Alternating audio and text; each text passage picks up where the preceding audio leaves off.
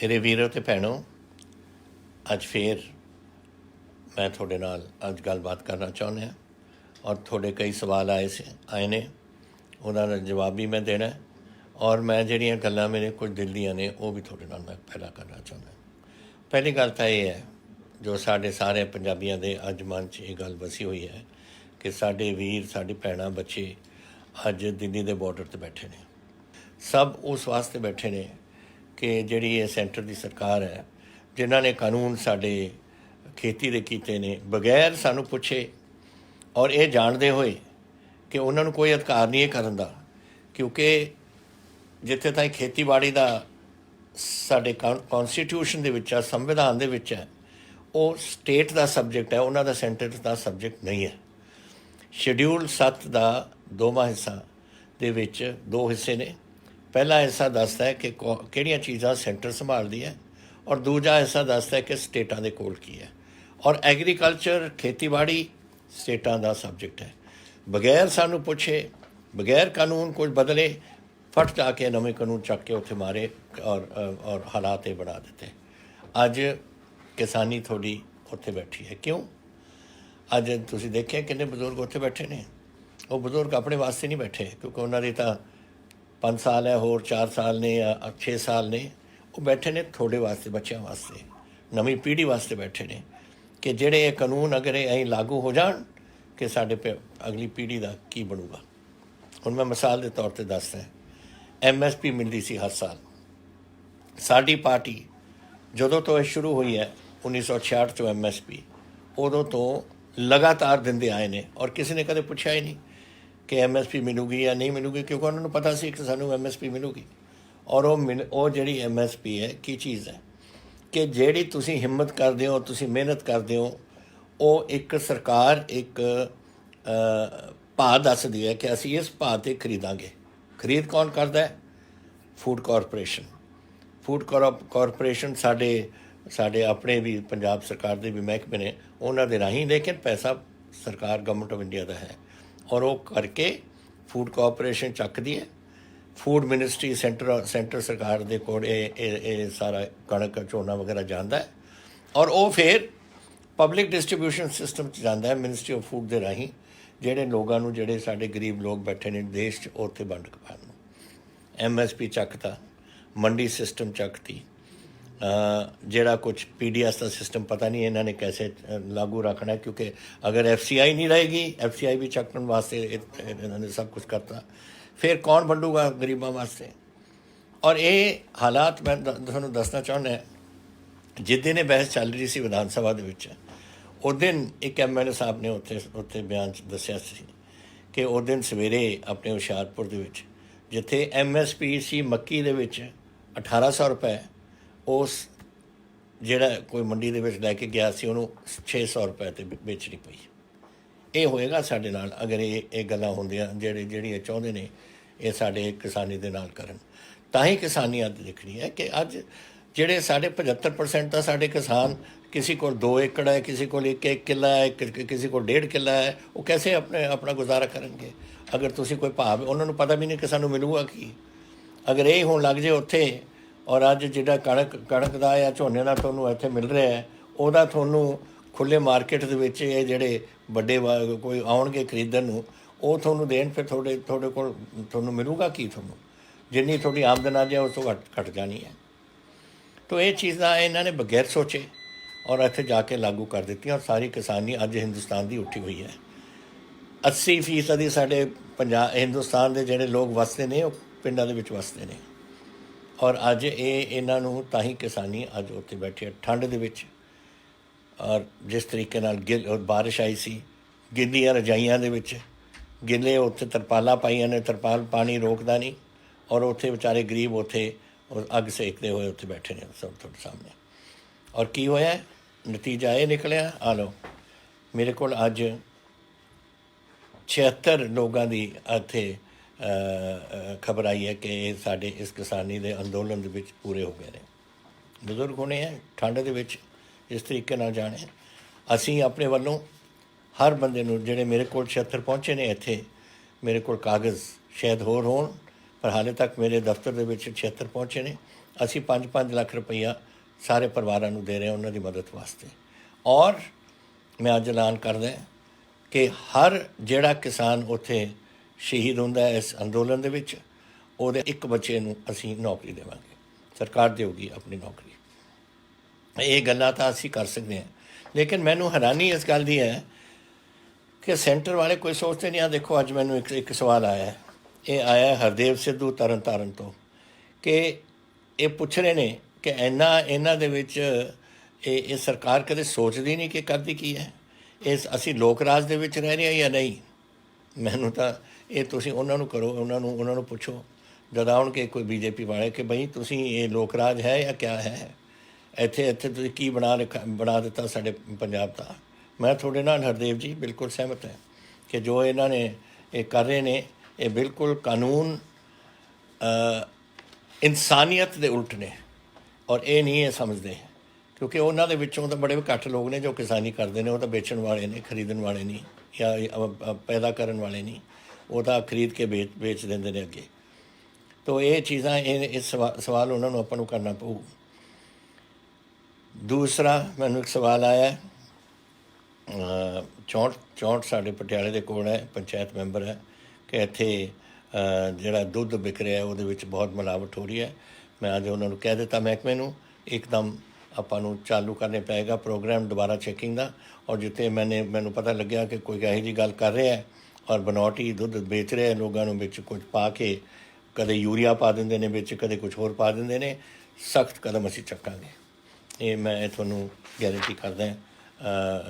ਤੁਹਾਡੇ ਤੁਸੀਂ ਆਪਣਾ ਨਾਂ ਨਹੀਂ ਦਿੱਤਾ, ਤੁਸੀਂ ਸਿਰਫ ਕਿਹਾ ਪੰਚਾਇਤ ਦਾ ਮੈਂਬਰ ਪਿੰਡ 64 ਪਟਿਆਲਾ। ਤੋ ਜੋ ਵੀ ਹੈ ਤੁਸੀਂ ਸੁਣਦੇ ਹੋਵੋਗੇ, ਤੁਸੀਂ ਆਹ ਗੱਲ ਆਪਣੇ ਮਨ 'ਚ ਵਸਾ ਲੈਣਾ ਕਿ ਅਸੀਂ ਇਹ ਬਿਲਕੁਲ ਇਹ ਹੋਣ ਨਹੀਂ ਦੇਣੀ। ਇਹ ਪ੍ਰਵੀਨ ਸਿੰਘ ਜੀ ਪਠਾਨਕੋਟ ਤੋਂ ਕਹਿ ਰਹੇ ਨੇ ਕਿ ਸਾਡੇ ਪਿੰਡ ਵਿੱਚ, ਮੈਂ ਪਿੰਡ ਖਡਾਵਰ ਪਠਾਨਕੋਟ ਦੇ ਵਿੱਚੋਂ ਹੈ, ਡੇਲੀ ਕੋਈ ਬਨੌਟੀ ਸ਼ਰਾਬ ਵੇਚਣ ਵਾਲਾ 4 ਵਜੇ ਆਉਂਦੇ ਨੇ ਔਰ 10 ਵਜੇ ਰਾਤ ਨੂੰ ਜਾਂਦੇ ਨੇ, ਔਰ ਕੋਈ ਐਕਸ਼ਨ ਨਹੀਂ ਲਿੱਤਾ ਜਾ ਰਿਹਾ। ਮੈਂ ਹੁਣੀ ਸਪੈਸ਼ਲ ਟਾਸਕ ਫੋਰਸ ਜੋ ਬਣਾਈ ਹੈ ਇਸ ਵਾਸਤੇ ਉਹਨਾਂ ਨੂੰ ਕਹਿ ਰਿਹਾ, ਪੁਲਿਸ ਨੂੰ ਕਹਿ ਰਿਹਾ ਕਿ ਸਾਰੇ ਇੱਥੇ ਇਹਨਾਂ ਨੂੰ ਫੜਨ ਔਰ ਸਾਰੇ ਕਿਤੇ ਇੱਥੇ ਤਿਆਰੀ ਕਰਨ, ਜਿੱਥੇ ਲੋਕ ਜਾਣਦੇ ਨੇ, ਜਿਹੜੇ ਵੀ ਪਿੰਡਾਂ 'ਚ ਛਾਪੇ ਮਾਰ ਕੇ ਇਹਨਾਂ ਨੂੰ ਫੜਨ। ਔਰ ਅਸੀਂ ਸਖਤੀ ਕਰਾਂਗੇ ਬਹੁਤ, ਕਿਉਂਕਿ ਇਹ ਹੈ ਬਨੌਟੀ ਜਿਹਦੇ ਨਾਲ ਸਾਡੀ ਤਰਨਤਾਰਨ ਵਗੈਰਾ ਵਿੱਚ ਵੀ ਉੱਥੇ ਲੋਕਾਂ ਦੀ ਜਾਨਾਂ ਗਈਆਂ ਸੀ, ਔਰ ਮੈਂ ਹੁਣ ਨਹੀਂ ਦੇਣਾ ਪੰਜਾਬ 'ਚ। ਮੈਂ ਕਿਹਾ ਹੋਇਆ ਪਹਿਲਾਂ, ਔਰ ਅੱਜ ਤੋਂ ਅਸੀਂ ਸਖਤੀ ਕਰਕੇ ਇਸ ਨੂੰ ਰੋਕਾਂਗੇ। ਬਲਪ੍ਰੀਤ ਜੀ ਰਾਜਪੁਰੇ ਤੋਂ ਲਿਖਦੇ ਨੇ ਕਿ ਇੱਕ ਨਾਨਕ ਸਿੰਘ ਜੀ ਨੇ ਉੱਥੇ, ਇਹ ਬਹੁਤ ਗਰੀਬ ਨੇ, ਉਹਨਾਂ ਬਹੁਤ ਬਿਰਧ ਨੇ, ਉਹਨਾਂ ਦੇ ਕੋਈ ਬੱਚਾ ਨਹੀਂ, ਕੋਈ ਘਰ 'ਚ ਨਹੀਂ ਕੋਈ, ਕਦੇ ਆਪਣੇ ਭੈਣ ਕੋਲ ਰਹਿ ਜਾਂਦੇ ਨੇ, ਕਦੇ ਕੁਛ ਵੇਚ ਲੈਂਦੇ ਨੇ ਥੋੜ੍ਹਾ ਬਹੁਤਾ ਅਗਰ ਉਹਨਾਂ 'ਚ ਕੁਝ ਕਿਸੇ ਦਿਨ ਹਿੰਮਤ ਹੈ ਘੁੰਮਣ ਦੀ। ਔਰ ਬੜੇ ਹੈਂਡੀਕੈਪ ਨੇ ਔਰ ਬੜੀ ਮੁਸ਼ਕਿਲ ਤਰੀਕੇ ਨਾਲ ਖੜ੍ਹਦੇ ਵੀ ਨੇ, ਔਰ ਉਹ ਚਾਹੁੰਦੇ ਨੇ ਕਿ ਇਹਨਾਂ ਦੀ ਕੋਈ ਮਦਦ ਕੀਤੀ ਜਾਵੇ। ਮੈਂ ਇਹਨਾਂ ਦੀ ਹੁਣੀ ਸਾਡੇ ਦਫ਼ਤਰ ਵੱਲੋਂ ਅਸੀਂ ਉਹਨਾਂ ਦੀ ਫਾਈਨੈਂਸ਼ੀਅਲ ਅਸਿਸਟੈਂਸ ਕੁਝ ਭੇਜਾਂਗੇ ਤਾਂ ਕਿ ਉਹਨਾਂ ਦੀ ਅਸੀਂ ਮਦਦ ਕਰ ਸਕੀਏ, ਔਰ ਨਾਲੇ ਇਹਨਾਂ ਨੂੰ ਪੈਨਸ਼ਨ ਕਰਾਵਾਂਗੇ ਅਸੀਂ। ਸੋ ਇਹ ਦੋਨੋਂ ਚੀਜ਼ਾਂ ਅਸੀਂ ਕਰਾਵਾਂਗੇ ਉਹਨਾਂ ਵਾਸਤੇ। ਤੁਸੀਂ ਅੱਜ ਕਿਹਾ ਭੀਮਾ ਸਿੰਘ ਜੀ ਲੁਧਿਆਣਿਓਂ ਕਿ ਤੁਹਾਨੂੰ ਬੜੀ ਖੁਸ਼ੀ ਹੈ ਇਹ ਬਸੇਰਾ ਸਕੀਮ ਦੀ।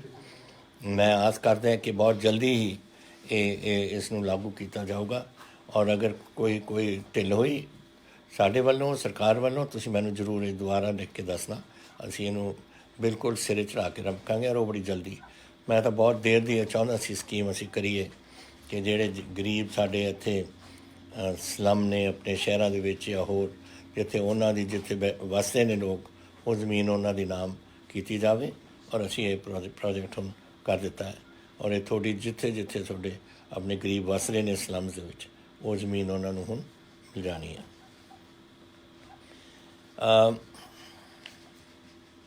ਇਹ ਅਜੈਬ ਸਿੰਘ ਜੀ ਬੋਪਾ ਰਾਏ ਗੜਸ਼ੰਕਰ ਤੋਂ ਮੈਨੂੰ ਪੁੱਛਦੇ ਨੇ, ਔਰ ਇਹ ਮੈਨੂੰ ਪਿਛਲੀ ਵਾਰ ਮੈਂ ਗਿਆ ਸੀ ਅਨੰਦਪੁਰ ਸਾਹਿਬ, ਉੱਥੇ ਵੀ ਮੈਨੂੰ ਦੱਸਿਆ ਸੀ ਅਨੰਦਪੁਰ ਸਾਹਿਬ ਵਿੱਚ, ਔਰ ਉਦੋਂ ਹੀ ਮੈਂ ਸਾਡੇ PWD ਵਾਲਿਆਂ ਨੂੰ ਕਹਿਤਾ ਸੀ ਕਿ ਤੁਸੀਂ ਇੱਕ ਸਰਕਾਰ ਬਣਾਓ, ਕਿਉਂਕਿ ਮੈਨੂੰ ਉੱਥੇ ਕਹਿਤਾ ਸੀਗਾ, ਉੱਥੇ ਜਥੇਦਾਰ ਸਾਹਿਬ ਨੇ ਮੈਨੂੰ ਕਹੀ ਸੀ ਗੱਲ ਕਿ ਇੱਥੇ ਗੜਸ਼ੰਕਰ ਤੋਂ ਇਹ ਜਿਹੜੀ ਸੜਕ ਹੈ ਬਹੁਤ ਮਾੜੀ ਹੈ।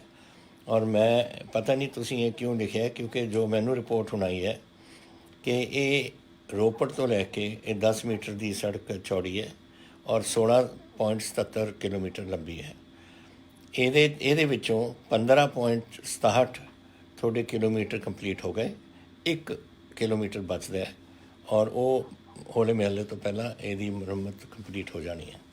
ਦੂਸਰਾ ਜੋ ਹੁਸ਼ਿਆਰਪੁਰ ਦੇ ਵਿੱਚ ਸੜਕ ਇਹਦੀ ਇਹੀ ਸੜਕ ਆਉਂਦੀ ਹੈ ਉਹਨਾਂ ਦੇ ਜ਼ਿਲ੍ਹੇ 'ਚ, ਉਹ 22.4 ਕਿਲੋਮੀਟਰ ਲੈਂਥ ਗੜਸ਼ੰਕਰ ਤੋਂ ਅਨੰਦਪੁਰ ਸਾਹਿਬ ਤੱਕ ਹੈ, ਇਹ ਹੁਸ਼ਿਆਰਪੁਰ ਦੇ ਵਿੱਚ। ਔਰ ਇਹ ਹੈ 7.5 ਮੀਟਰ ਵਾਈਡ, ਜਿੰਨਾ ਮੀਟਰ ਚੌੜੀ ਹੈ। ਉਹਦੀ ਕੰਡੀਸ਼ਨ ਅੱਛੀ ਹੈ। ਇੱਕ ਸਿਰਫ 3 ਕਿਲੋਮੀਟਰ ਨੇ ਖਾਨਪੁਰ ਖੂਹੀ ਦੇ ਕੋਲ ਜਿਹਦੀ ਮੁਰੰਮਤ ਦੀ ਲੋੜ ਹੈ ਔਰ ਉਹ ਅਸੀਂ ਹੋਲੇ ਮੁਹੱਲੇ ਤੋਂ ਇਹ ਵੀ ਪੂਰੀ ਕੀਤੀ ਜਾਵੇਗੀ। ਪ੍ਰਭ ਰਤਨਪਾਲ ਜੀ ਕਪੂਰਥਲੇ ਤੋਂ, ਇਹ ਕਹਿੰਦੇ ਨੇ ਕਪੂਰਥਲਾ ਮੈਡੀਕਲ ਕਾਲਜ ਦੀ ਤੁਸੀਂ ਐਲਾਨ ਕਰ ਦਿੱਤਾ, ਕਦ ਸ਼ੁਰੂ ਹੋਏਗਾ? ਸ਼ੁਰੂ ਤਾਂ ਅਸੀਂ ਕਰ ਦਿੱਤਾ ਆ ਹੁਣ ਅਗਸਤ ਇਸ ਮਹੀਨੇ ਤੋਂ, ਇਸ ਸਾਲ ਤੋਂ 21-22 ਤੋਂ, ਮਤਲਬ ਇਸ ਸਾਲ ਜਿਹੜਾ ਅਗਸਤ ਆ ਰਿਹਾ ਉਹਦੇ ਵਿੱਚੋਂ ਸਾਡੀ ਐਡਮਿਸ਼ਨਾਂ ਵੀ ਸ਼ੁਰੂ ਹੋ ਜਾਣੀਆਂ ਨੇ। तो एडमिशन असी शुरू कर रहे हैं एकदम। नैचुरली टाइम लगता है बिल्डिंग बनाने में, तो टैंपरेरी काम तो असी शुरू करके जैसे बाकी मैडिकल कॉलेजेस वगैरह लग रहे हैं, आहिस्ता आहिस्ता बिल्डिंग बन जूगी, फिर आप उसनों पूरी तरीके नाल मैडिकल कॉलेज थोड़ा चलू, लेकिन काम शुरू हो जाना थोड़ा।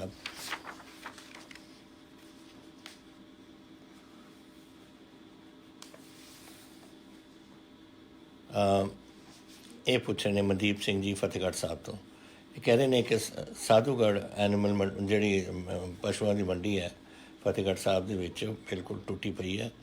ये अच्छी होंदी सी मंडी, हुण हालात माड़े ने, तो यदा कुछ प्रबंध किया जाए इनू ठीक करन दा। ये मैं बिल्कुल थोड़े नाल सहमत है।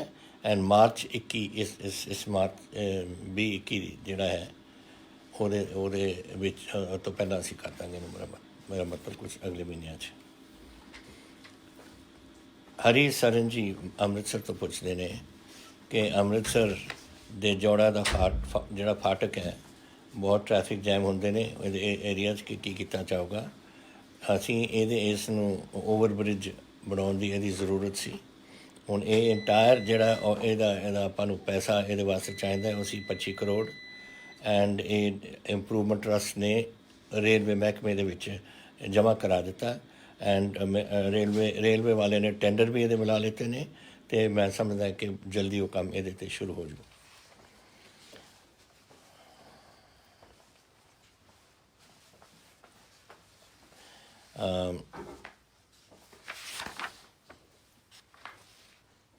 ਮੈਨੂੰ ਬਿਕਰਮਜੀਤ ਸਿੰਘ ਫਿਰੋਜ਼ਪੁਰ ਦੇ ਕਹਿੰਦੇ ਨੇ, ਤੁਸੀਂ ਦੇਖਣਾ ਚਾਹੁੰਦੇ ਹੋ ਕਿ ਜਿਹੜੀ RTI ਰਿਸਪੌਂਸ ਜਿਹਦੇ ਵਿੱਚ ਤੁਸੀਂ ਪੰਜਾਬ ਸਰਕਾਰ, ਇਹ ਕਾਂਗਰਸ ਪਾਰਟੀ ਦੀ ਜਿਹੜੀ ਸਰਕਾਰ ਹੈ, ਆ ਜਿਹੜੇ ਕਾਨੂੰਨ ਬਣਾਏ ਨੇ ਇਹ ਕਿਸਾਨੀ ਦੇ ਕਾਨੂੰਨ, ਉਹਦੇ ਵਿੱਚ ਮੈਂਬਰ ਸੀ ਜਾਂ ਨਹੀਂ? ਦੇਖੋ ਮੇਰੀ ਗੱਲ ਸੁਣੋ ਤੁਸੀਂ, ਜਦ ਮੈਂ ਕੋਈ ਗੱਲ ਕਹਿੰਦਾ ਮੈਂ ਕੋਈ ਗਲਤ ਗੱਲ ਨਹੀਂ ਕਹਿੰਦਾ, ਔਰ ਮੈਂ ਤੁਹਾਨੂੰ ਦੱਸਣਾ ਚਾਹੁੰਦਾ ਕੀ ਹੋਇਆ ਸੀ।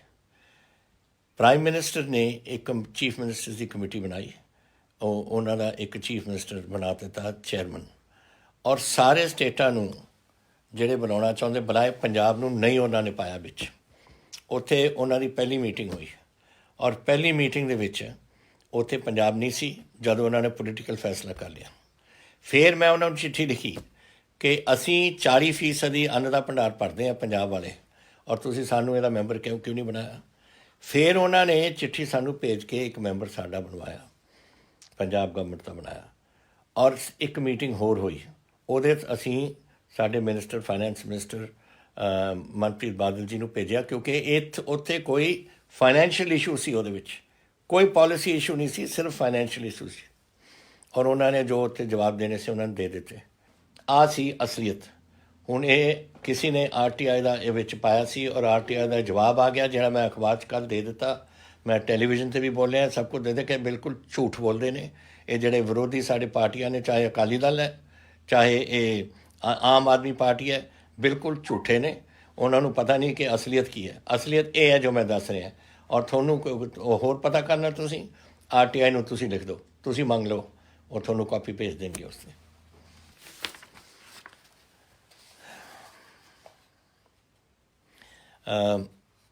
ਮੋਹਿਤ ਭਗਤ ਜੀ ਪੁੱਛਦੇ ਨੇ ਕਿ JEE ਔਰ LDC PSPCL ਦੇ ਵਿੱਚ ਕੁਛ ਉਦੋਂ ਕਦੋਂ ਰੱਖੇ ਜਾਣਗੇ। ਇਹ ਇੱਕ ਤੁਸੀਂ ਕਹਿ ਰਹੇ ਹੋ ਕਿ ਮੈਂ ਤੁਹਾਡਾ ਇਮਤਿਹਾਨ ਤੁਸੀਂ 1 ਸਾਲ ਹੋ ਗਿਆ ਪਾਸ ਕੀਤੇ ਨੂੰ, ਡਾਕੂਮੈਂਟ ਦੀ ਵੈਰੀਫਿਕੇਸ਼ਨ ਵੀ ਹੋ ਗਈ ਹੈ, ਅਤੇ ਮੈਂ ਤੁਹਾਨੂੰ ਦੱਸਣਾ ਚਾਹੁੰਦਾ ਮੋਹਿਤ ਜੀ ਕਿ ਤੁਹਾਡੇ ਅਪੋਇੰਟਮੈਂਟ ਆਰਡਰਸ ਇਸ ਮਹੀਨੇ ਦੇ ਵਿੱਚ ਹੀ ਇਸ਼ੂ ਹੋ ਜਾਣਗੇ। ਇਹ ਤਰਨਦੀਪ ਜੀ ਨੇ, Tarandeep Bilaspur news editor, New Zealand ਤੋਂ ਆਏ ਨੇ। ਪੰਜਾਬੀ ਨਿਊਜ਼ ਵੀਕਲੀ ਹੈ ਕੋਈ, ਪੰਜਾਬੀ ਨਿਊਜ਼ ਪੇਪਰ ਨਿਊਜ਼ੀਲੈਂਡ, ਬੜਾ ਨੰਬਰ ਟੈਲੀਫੋਨ ਨੰਬਰ ਵੀ ਉਠਾ ਦਿੱਤਾ ਹੋਇਆ ਕਿ ਤੁਸੀਂ ਕਿਹਾ ਕਿ ਮੈਂ ਤਰਨਦੀਪ ਹੈ, ਨਿਊਜ਼ੀਲੈਂਡ ਤੋਂ ਆਇਆ ਹੋਇਆ ਕਿ ਮੈਂ ਕੀ ਸੋਚਦਾ ਕਿ ਜਿਹੜੇ 40 ਬੰਦਿਆਂ ਨੂੰ ਸਮਨਸ ਕੀਤੇ ਨੇ ਨੈਸ਼ਨਲ ਇਨਵੈਸਟੀਗੇਸ਼ਨ ਏਜੰਸੀ NIA ਨੇ, ਇਹ ਕਿਸਾਨੀ ਦੇ ਜਿਹੜਾ ਅੰਦੋਲਨ ਚੱਲ ਰਿਹਾ ਇਹ ਠੀਕ ਹੈ ਜਾਂ ਨਹੀਂ, ਐਂਡ ਉਹਦੇ ਵਿੱਚ ਕੋਈ ਜਰਨਲਿਸਟ ਵੀ ਨੇ। What role can Punjab government play? ਦੇਖੋ ਕਿਸਾਨੀ ਨਾਲ, ਦੇਖੋ ਸਾਡੇ ਪੰਜਾਬੀ ਹੈ ਨਾ ਜਿਹੜੇ, ਤੁਸੀਂ ਪਿਆਰ ਨਾਲ ਤਾਂ ਜਿਹਨੂੰ ਮਰਜ਼ੀ ਮਿਲਾ ਦਿਓ। ਅਗਰ ਤੁਸੀਂ ਸਮਝਦੇ ਹੋ ਕਿ ਤੁਸੀਂ ਡਾਂਗ ਚੱਕੋਗੇ ਫਿਰ ਦੂਜੇ ਵੀ ਡਾਂਗ ਚੱਕ ਲੈਂਦੇ ਨੇ। ਇਹ ਪੰਜਾਬੀਆਂ ਦੀ ਸਾਡੀ ਇੱਕ, ਮੈਂ ਵੀ ਪੰਜਾਬੀ ਹਾਂ, ਮੈਨੂੰ ਪਤਾ ਹੈ ਕਿ ਮੇਰੇ ਦਿਲ 'ਚ ਕੀ ਗੱਲਾਂ ਚੱਲਦੀਆਂ ਨੇ, ਐਂਡ ਆਈ ਵਿਲ ਨਾਟ, ਇਹ ਮੈਂ ਐਕਸੈਪਟ ਨਹੀਂ ਕਰਦਾ। ਇਹ ਜਿਹੜਾ ਇਹ ਤੁਸੀਂ ਸਮਝਦੇ ਹੋ ਕਿ ਇਹਨਾਂ 'ਤੇ ਪ੍ਰੈਸ਼ਰ ਪਾ ਰਹੇ ਹੋ ਤੁਸੀਂ ਇਹਨਾਂ 'ਤੇ, ਮੈਂ ਬਿਲਕੁਲ ਇਹਦੇ ਉਲਟਾ ਹੈ। ਔਰ ਮੈਂ ਕਹਿ ਚੁੱਕਿਆ ਕਿ NIA ਦੀ ਇਨਵੈਸਟੀਗੇਸ਼ਨ ਬਿਲਕੁਲ ਐਕਸੈਪਟ ਅਸੀਂ ਨਹੀਂ ਕਰਦੇ। ਵਿੱਚ ਹੀ ਖਾਲਸਾ ਏਡ ਵਾਲੇ ਸਾਰੀ ਦੁਨੀਆ ਜਾ ਕੇ ਲੋਕਾਂ ਨੂੰ ਫੁਲਕਾ ਚੁਕਾਉਂਦੇ ਨੇ ਜਦ ਭੁੱਖੇ ਮਰ ਰਹੇ ਨੇ ਲੋਕ, ਔਰ ਤੁਸੀਂ ਉਹਨਾਂ ਨੂੰ ਵੀ ਬੁਲਾ ਰਹੇ ਹੋ। ਹੋਰ ਪਤਾ ਨਹੀਂ ਤੁਸੀਂ ਕੋਈ ਜਰਨਲਿਸਟਾਂ ਦੀ ਗੱਲ ਕਰ ਰਹੇ ਹੋ, ਪਤਾ ਨਹੀਂ ਕਿਹੜੇ ਹੋਰ ਬੁਲਾਏ ਨੇ, ਮੈਨੂੰ ਨਹੀਂ ਪਤਾ ਉਹ ਲਿਸਟ ਕਿਹੜੀ ਹੈ 40 ਦੀ। ਲੇਕਿਨ ਅਸੀਂ ਪੰਜਾਬ ਗਵਰਨਮੈਂਟ ਨਹੀਂ ਕੁਝ ਕਰ ਸਕਦੀ ਇਹਦੇ 'ਚ। ਇਹ ਸੈਂਟਰ ਵਾਲੇ ਨੇ ਜਿਹੜੇ ਕਰ ਰਹੇ ਨੇ ਆ, ਜਿਹੜੇ ਉਹਨਾਂ ਨੂੰ ਪੁੱਛੋ, BJP ਵਾਲਿਆਂ ਨੂੰ, ਹੋਮ ਮਿਨਿਸਟਰ ਕੋਲ ਜਾਓ, ਹੋਰਾਂ ਕੋਲ ਜਾਓ, ਉਹਨਾਂ ਨੂੰ ਕਹੋ ਕਿ ਜੀ ਸਾਡੇ ਬੰਦਿਆਂ ਨੂੰ ਕਿਉਂ ਤੰਗ ਕਰ ਰਹੇ ਹੋ ਤੁਸੀਂ। ਮੈਂ ਤਾਂ ਆਪਣੇ ਤੌਰ 'ਤੇ ਪਬਲਿਕ ਸਟੇਟਮੈਂਟ ਵੀ ਦੇ ਚੁੱਕਿਆ, ਮੈਂ ਅਖਬਾਰ 'ਚ ਸਟੇਟਮੈਂਟਾਂ ਵੀ ਦਿੱਤੀਆਂ ਨੇ, ਔਰ ਮੈਂ ਇਹ ਕਨਵੇ ਵੀ ਕਰ ਸਕਦਾ ਇੱਕ ਚਿੱਠੀ ਦੇ ਰਾਹੀਂ ਹੋਮ ਮਿਨਿਸਟਰ ਸਾਹਿਬ ਨੂੰ ਕਿ ਇਹ ਗਲਤ ਗੱਲਾਂ ਨਹੀਂ, ਇਹ ਬਿਲਕੁਲ ਠੀਕ ਨਹੀਂ ਹੈ।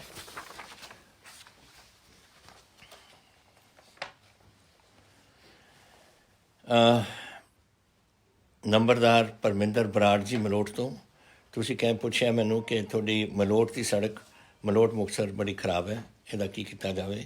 ਇਹ ਨੈਸ਼ਨਲ ਹਾਈਵੇ ਹੈ, ਐਂਡ ਇਹ 21-22 ਦੇ ਵਿੱਚ ਇਹਦਾ ਪ੍ਰੋਗਰਾਮ ਬਣਿਆ ਹੋਇਆ ਉਹਨੂੰ ਠੀਕ ਕਰਨ ਲਈ। ਇਹ ਥੋੜ੍ਹਾ ਜਿਹਾ ਜਦੋਂ ਮਾਘੀ ਦਾ ਮੇਲਾ ਹੋਇਆ ਸੀ, ਥੋੜ੍ਹੀ ਸਾਡੀ PWD ਨੇ ਮਦਦ ਕਰਕੇ ਪੈਚਅਪ ਪੂਚਅਪ ਕੀਤੀ ਸੀ, ਲੇਕਿਨ ਹੁਣ ਸਾਨੂੰ ਨੈਸ਼ਨਲ ਹਾਈਵੇ ਵਾਲਿਆਂ ਨੇ ਦੱਸਿਆ ਕਿ 21-22 ਦੇ ਵਿੱਚ ਇਹਨੂੰ ਦਿੱਤਾ ਗਿਆ ਹੈ ਪ੍ਰੋਗਰਾਮ 'ਚ, ਔਰ ਇਹਨੂੰ ਕੰਪਲੀਟ ਕਰਨਗੇ। ਤੋ ਇਹ ਗੱਲਾਂ ਸੀਆਂ ਜਿਹੜੀਆਂ ਤੁਸੀਂ ਸਵਾਲ ਕਰਦੇ ਰਹਿੰਦੇ ਹੋ ਮੈਨੂੰ। ਦੇਖੋ ਜਿਹੜਾ ਕੁਛ ਹੋ ਰਿਹਾ, ਅਸੀਂ ਬੜੀ, ਇਹ ਸਾਲ ਜਿਹੜਾ ਲੰਘਿਆ ਕੁਛ ਇਹਦਾ ਹੀ ਮਾੜਾ ਸਾਲ ਸੀ। ਪਹਿਲਾਂ ਕੋਵਿਡ, ਕਿੰਨਾ ਨੁਕਸਾਨ ਸਾਡੇ ਲੋਕਾਂ ਦਾ ਉਹਦੇ ਵਿੱਚ ਹੋਇਆ, ਕਿੰਨਾ ਸਾਡਾ ਆਰਥਿਕ ਤੌਰ 'ਤੇ ਹੋਇਆ, ਕਿੰਨਾ ਜਾਨੀ ਨੁਕਸਾਨ ਹੋਇਆ।